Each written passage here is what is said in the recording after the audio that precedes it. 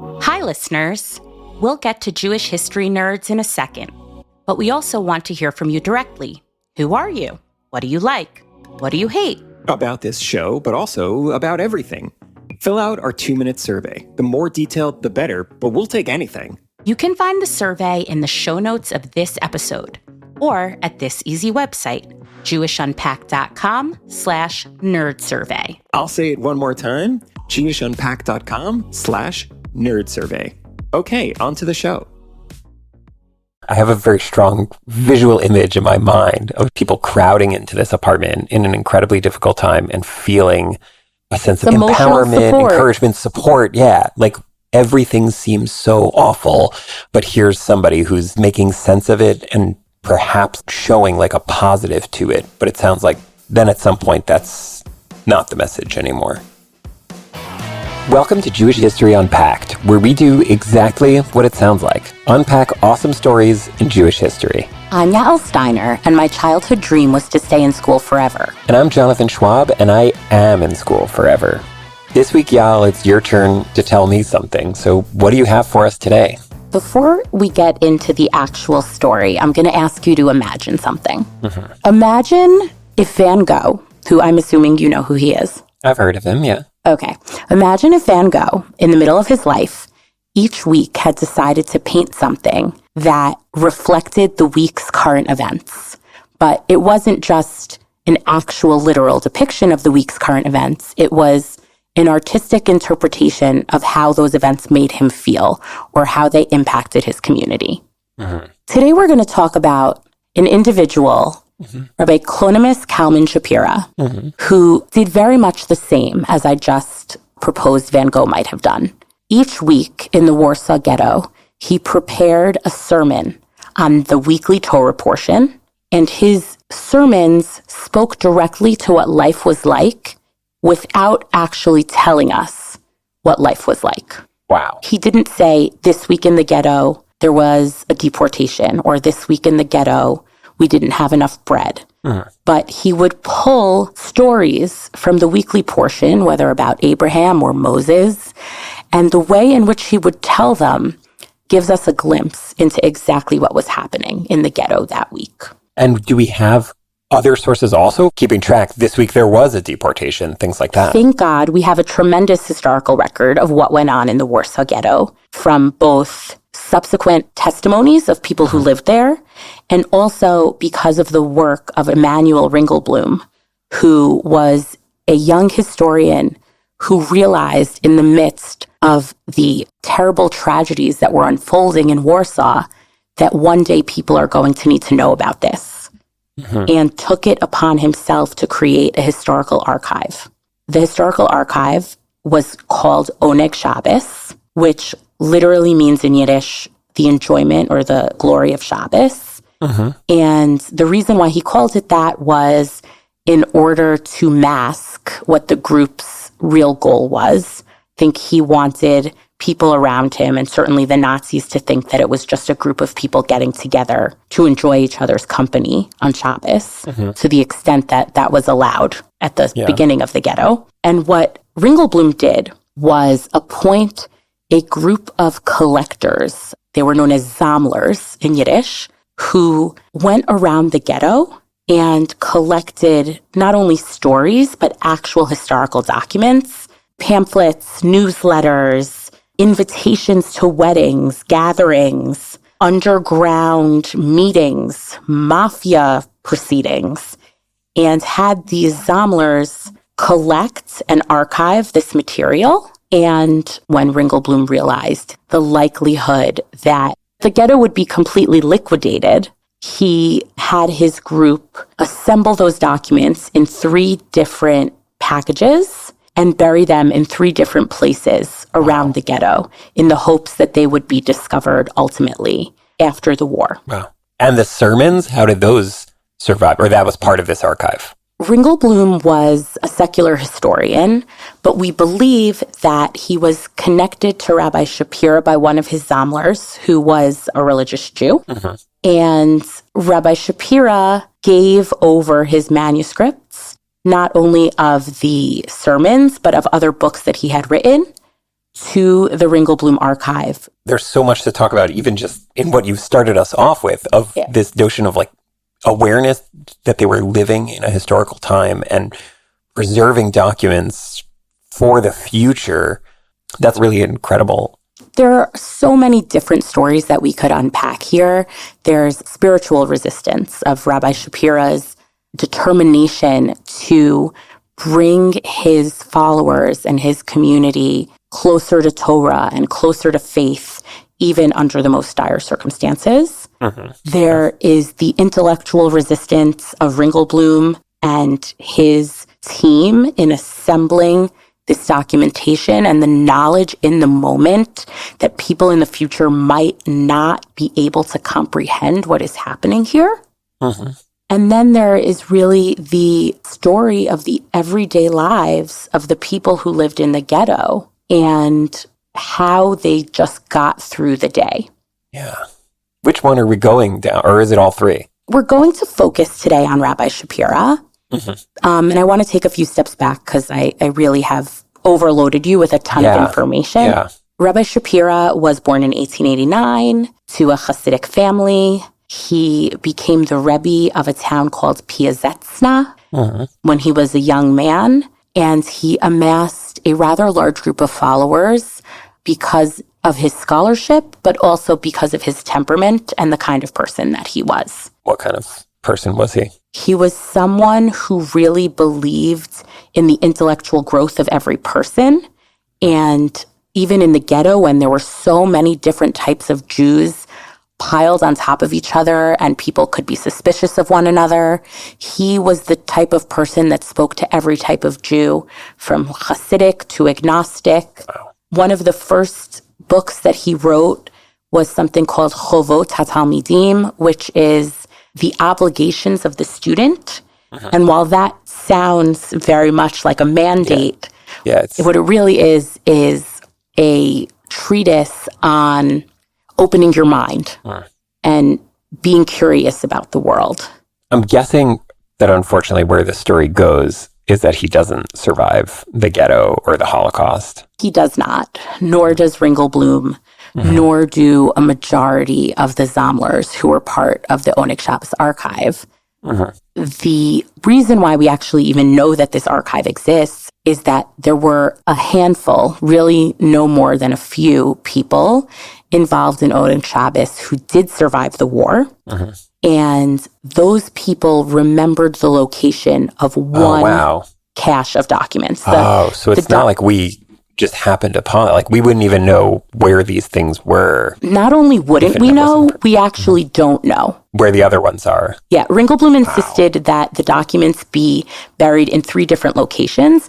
And in order not to have his endeavor discovered by the Nazis, he had really kept the members of his group apart from one another.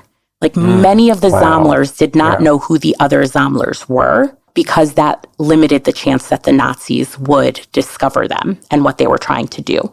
So of the handful of people that survived, one or maybe a few of them recalled where one cache of documents had been hidden.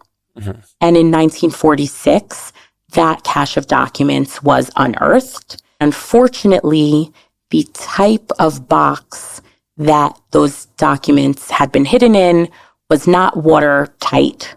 Oh, no. And those documents were found to have little or no utility. They were illegible, and we don't know what was in there, which is a tremendous, tremendous shame. There were, however, 2 other caches of documents. No one who survived knew or remembered where they were. One cache has not been discovered to this day. It is possible that at some time in the future, someone in Warsaw will uncover a treasure trove of Jewish historical documents that could illuminate so much for us. There is so much potential there. I really do hope that one day that does happen and that those documents are intact. The second cache, which is where the writings of Rabbi Shapira were found, among many other thousands of documents, thank God, that did survive, was discovered in 1950 by a Polish construction worker who was clearing out the rubble of the ghetto. these documents, the ones that survived, actually survived because they were kept in tin milk containers. Mm-hmm. So I don't know when this worker discovered these milk tins. He easily could have disposed of them. Yeah. It sounds so similar to the story of the discovery of the Dead Sea Scrolls, which I think were discovered around the same really important documents that were discovered by accident by someone who just sort of came across them and then had some inkling that it might be important. And that is so very much my hope for the third cache of documents. Wow. The manuscripts that Rabbi Shapira provided were taken by Rabbi Huber Band to the Oneg Shabbos people and ultimately included, luckily, in this second cache. We call it the second cache because it was the second one we found. And now have really been studied by so many scholars and have brought so much illumination to what life in the ghetto was like, particularly spiritual life. Was he recognized as really important at the time, or is his importance that we have his work? So a little bit of both. He was quite revered as a Hasidic Rebbe, as the Piaseczno Rebbe. And he had written, as I mentioned, this book, Chovot HaTalmidim, and some other manuscripts. And he also took the time in the ghetto while he was writing these sermons to edit and improve upon previous manuscripts that he has written that were also included in the archive that we also have. Did he disseminate those at the time, or the first people to read them were the people who discovered them? That's a really good question. I know certain of his writings, Chovot HaTalmidim, among them, were disseminated publicly prior to the war or maybe during the war, but I don't know about the other manuscripts that he edited at that time. And it's also clear that the sermons that he wrote each week, he intended to be included in one manuscript. Because it wasn't simply that we found notes jotted down of the sermons that he gave each week, but he did himself collect them into a book that we now know as the Eish Kodesh, which means holy fire, and is now a name that people use to refer to Rabbi Shapiro. They call him the Eish Kodesh, which was never a name he gave himself, nor was it a name that he ascribed to the writings. He called the writings, once collated, Torah from the Years of Wrath, which is a very evocative I got title, goosebumps hearing that name. and speaks very much to his feelings about what was going on in the ghetto. Wrath is such an interesting word and leads us into one of the more philosophical elements of Rabbi Shapira's writings. Wrath indicates to me the imposition of some kind of punishment. It sounds like that's God's wrath. Right. It's not the years of tragedy. It's not the years of sadness or the years of destruction or persecution, but it's wrath, which I agree with you, sounds like it could only come from God. Yeah. That title and what Rabbi Shapira had to say about each weekly Torah portion is what leads many to deem him the father or the arbiter of theodicy. Theodicy, for anyone who doesn't know, because I certainly didn't know until I was an adult, is the justification of God's existence despite evil. Or more simply put, how do we acknowledge a God that lets terrible things happen to us? Or why do bad things happen to good people? Yeah. I've heard people use that last one, theodicy. Why do bad things happen to good people if there is a God? The first time I ever heard the word theodicy was in the context of a class that was being offered. And I thought the class was just about the Odyssey, like Homer's book. I had the same exact experience. And I had heard the term many times before I saw it actually written out. And it's not spelled the same way as Odyssey. No. At all.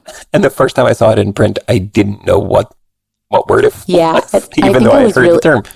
I was really scared to ask anyone what it meant for a very long time, but Rabbi Shapira is heavily associated with this concept of theodicy.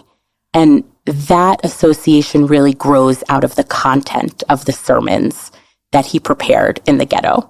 I want to take a step back and just talk practically about how these sermons were delivered. In 1939, when certain Jews were ghettoized in Warsaw, Rabbi Shapira began hosting Sabbath services in the small apartment that he had in the ghetto, which... And he wasn't from Warsaw, like he was moved from the area? It's a great question. I'm not sure at what point he had relocated from Piaseczno to Warsaw. That's a good question. I don't know the answer.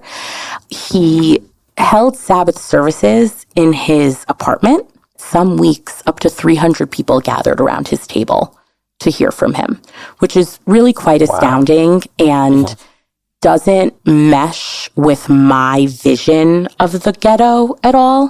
But even under the most trying of circumstances, even when activity, movement, worship was limited in the ghetto, he continued to host these services every week. And was sort of like grappling with these questions and these issues in real time. Absolutely. People writing, how can God have let the Holocaust happen 10 or 20 years later with a fuller understanding of what it was, but like while it was going on.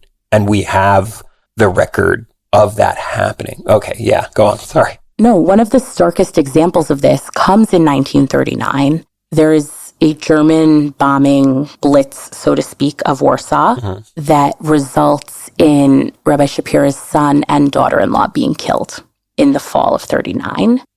And after his son's death, there is a 6-week period where we do not have a record of a sermon being delivered, which means either he did not give one or he did not record them. He picks back up with recording these sermons, which, to our knowledge, he wrote down on Saturday nights after the Sabbath ended. He picks up with the Torah portion of Chaye Sarah, which is the story of the death of the matriarch Sarah, immediately after the story of Abraham taking Isaac to be sacrificed at the incident known as the Akedah. So in his work on Chaye Sarah, Rabbi Shapira speaks about the fact that it is possible for God to push someone too far. Wow.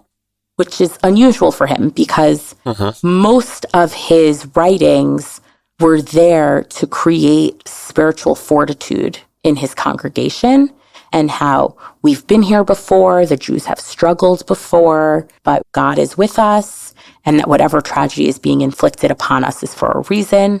With this one sermon on Chaye Sarah, he indicates that he really truly believes that Sarah's death was a direct result of her vision of her son about to be sacrificed. That was too far for her. God had taken her too far astray from what she could tolerate, and that was why her death occurred.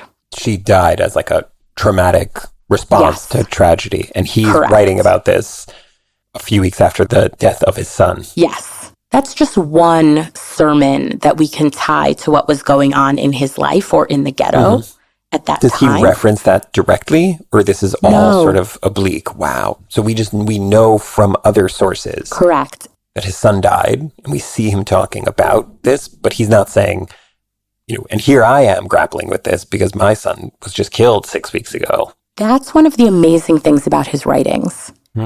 If you discovered them in a vacuum, it is very possible to read them without the knowledge that they were written in the Warsaw Ghetto, that they were written under Nazi occupation.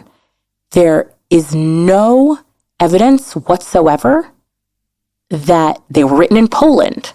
He doesn't reference what is going on around him, but if you study each week's sermon side by side with the historical record of what was going on in the ghetto at that time, you really can see the parallels. Particularly in 1941, there's very much a change in Rabbi Shapira's tone. I mentioned the sermon that he gave on Chaye Sarah, which was dire, but that was really an outlier for his sermons in the years 39 and 40. Before 41, he often indicated that the suffering that the Jews were going through was part of a normal course of history and maybe part of what was going to garner reward for us in the world to come. or Chevle Mashiach, which we referenced in an earlier podcast, the birth pangs of the Messiah, that this was the tragedy that we needed to go through in order to get to the moment in history when we would be redeemed. Yeah, I have a very strong visual image in my mind of people crowding into this apartment in an incredibly difficult time and feeling a sense of empowerment, encouragement, support. Yeah, like everything seems so awful, but here's somebody who's making sense of it and perhaps showing like a positive to it. But it sounds like then at some point that's not the message anymore. In 1941, an individual, Gronitsky, I believe it's pronounced, or it might be Groyanitsky, escapes from the Chelmno death camp and makes his way to the Warsaw Ghetto. He reports to the people living in the ghetto what is really going on outside the walls.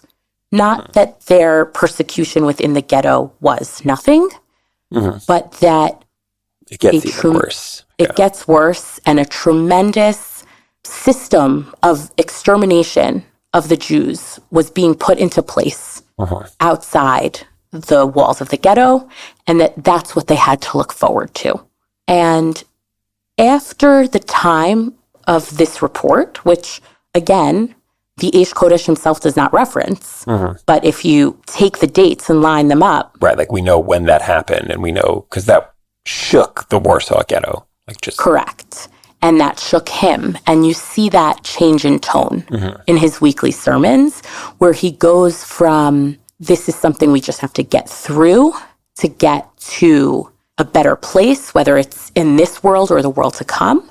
And he switches over to this notion that this is something that needs to happen. We don't know why. And God himself is having a hard time watching us suffer this way. And he has closed himself off to the Jews in a chamber because if he were to watch us suffering, he would act, and that action would destroy the world. It's very Kabbalistic and complicated, but it speaks to someone who could not face the possibility that there was a God who would willingly do terrible things to the people of the world, particularly the Jewish people. And that's really what Rabbi Shapira is known for. Yeah, it's interesting because it reminds me of what you were saying earlier about his sermon on Chaye Sarah and the idea of like a tragedy that is so awful a person can't bear it anymore. And it sounds like he's then applying the same thing of like, this tragedy is so awful, God can't bear it. And he's like personalizing God in that way. And therefore God is like less present, maybe? Am I understanding the idea correctly? Yeah, I think so. I think he's saying that God isn't turning his back on us, but he's sort of hiding from us right now.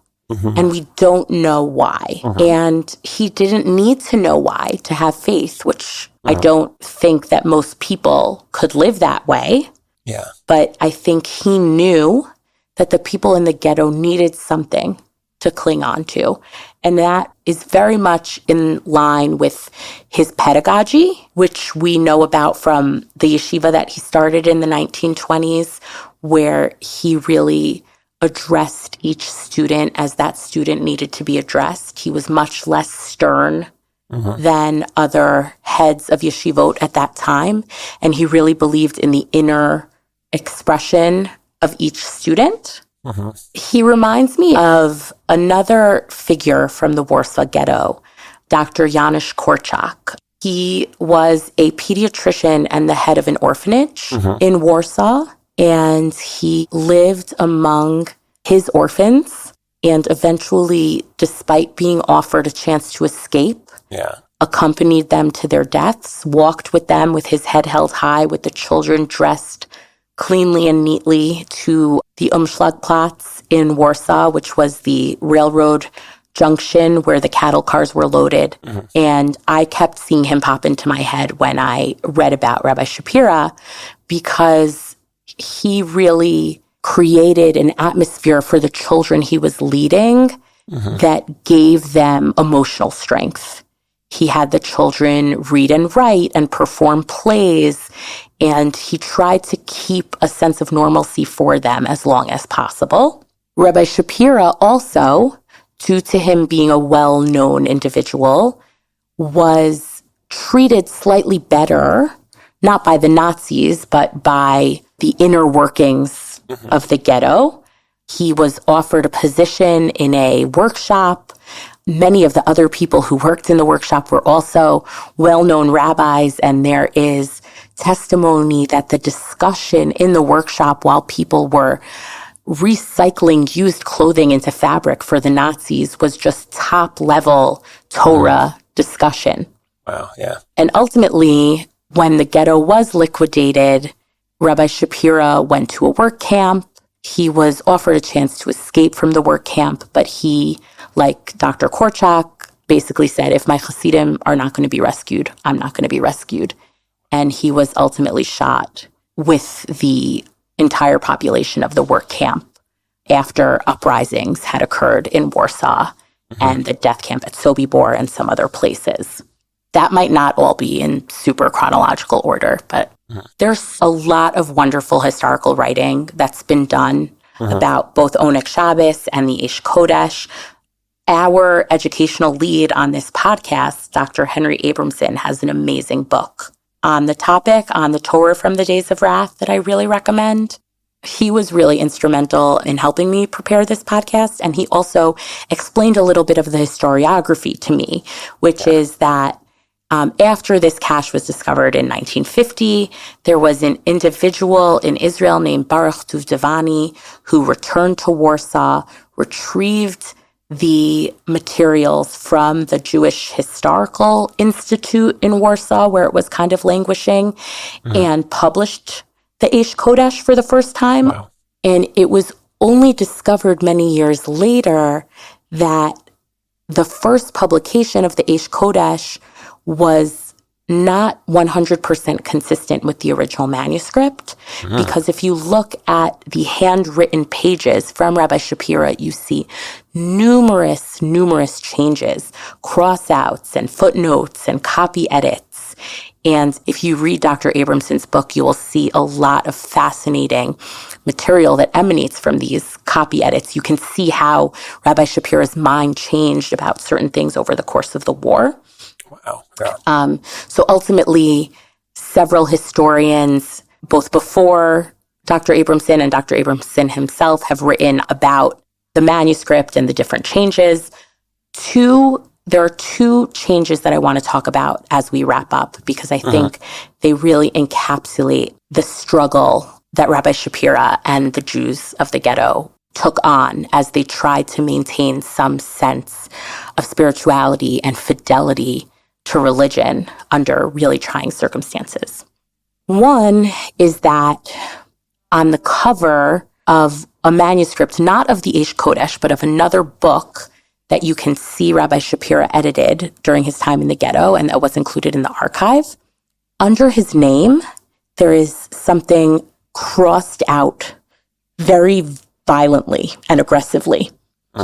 And a modern historian has used breakthrough technological techniques to reveal what was underneath that crossout.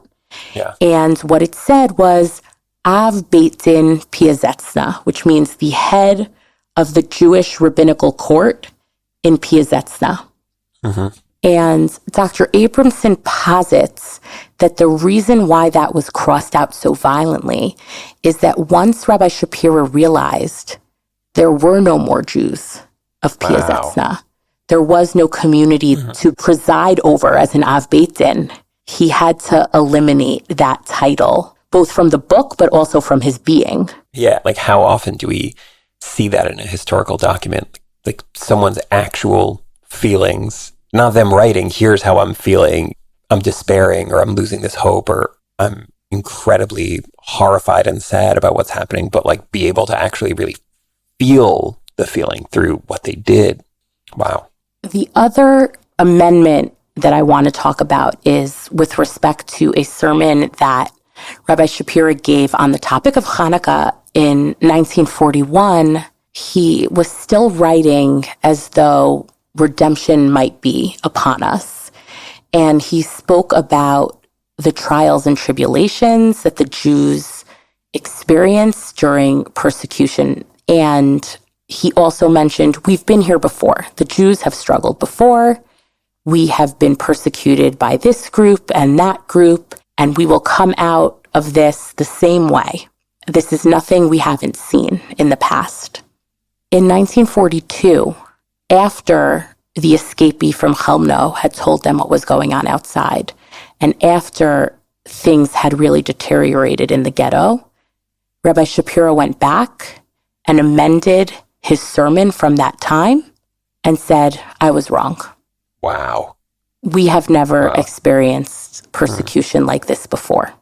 That anecdote sums up the entire thing for me. I thought at the beginning, this is a story of just like realizing one's place in history, or how do we use historical context to like better understand what someone's writing. But it's really a story of the struggle of faith. How does our faith change with us when we encounter the impossible, I guess, for lack of a better term? I think Rabbi Shapira was realizing that this is a completely unique situation, hopefully one never to be repeated. And it reminds me of something I discussed with Dr. Abramson, which is that this document, the Eish Kodesh, is sui generis. It's one of a kind. There is absolutely nothing like it in our history, where we have a firsthand contemporaneous account of what is going on and how Jews are being treated, but written in a way that requires interpretation. It's a marvelous piece of writing. Yeah.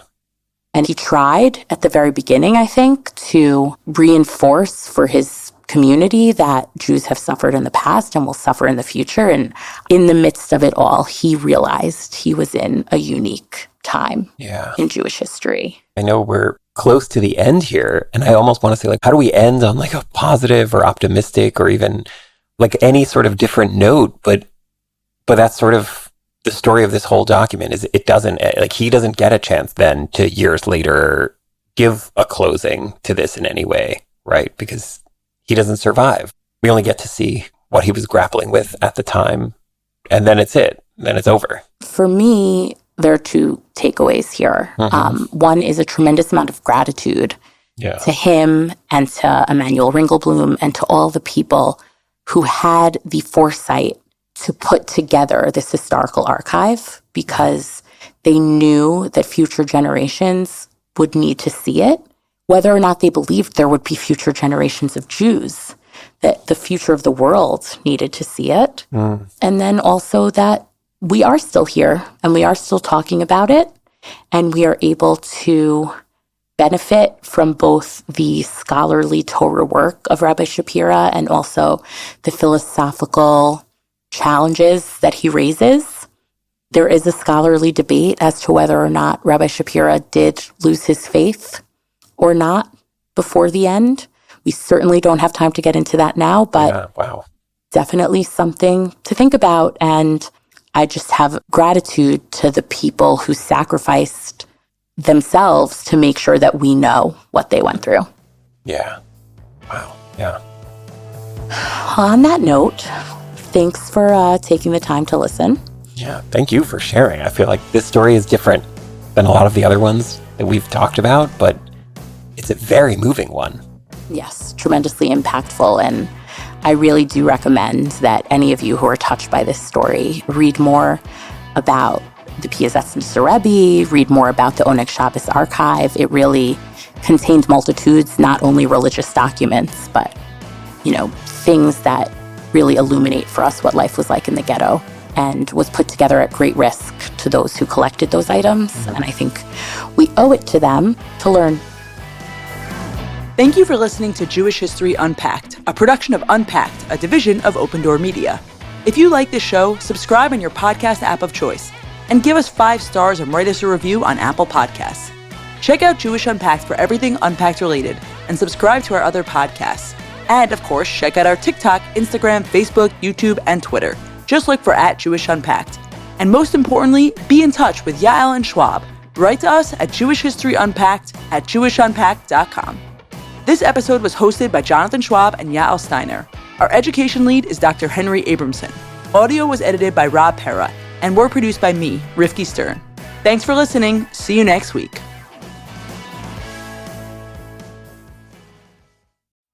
Thanks for listening. Remember, please fill out that survey. You can find it in the show notes of this episode or at jewishunpacked.com/nerdsurvey. That's jewishunpacked.com/nerdsurvey.